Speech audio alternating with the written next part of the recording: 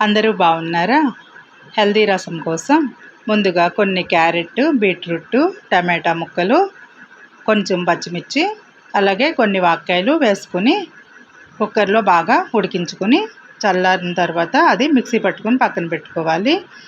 తర్వాత కొన్ని మిరియాలు, కొన్ని వెల్లుల్లి రెబ్బలు, కొన్ని ధనియాలు కచ్చాపచ్చగా నూరుకొని అది కూడా పక్కన పెట్టుకోవాలి. ఇప్పుడు పాన్లో కొంచెం నూనె వేసుకుని ఆవాలు, జీలకర్ర, మెంతులు, ఉల్లిపాయలు, ఎండుమిర్చి, కరివేపాకు, పసుపు వేసుకుని వేయించుకోవాలి.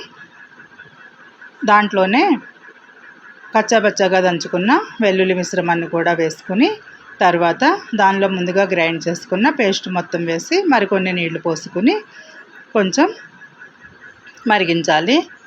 తర్వాత దాంట్లో కొంచెం కారం వేసుకోవాలి. తర్వాత ఉప్పు కూడా వేసుకుని తిప్పుకొని కొంచెం మూత పెట్టుకుని మరిగించాలి. ఇది బాగా మరిగిన తర్వాత కొంచెం బెల్లము, కొంచెం కొత్తిమీర వేసుకుంటే హెల్దీ రసం రెడీ.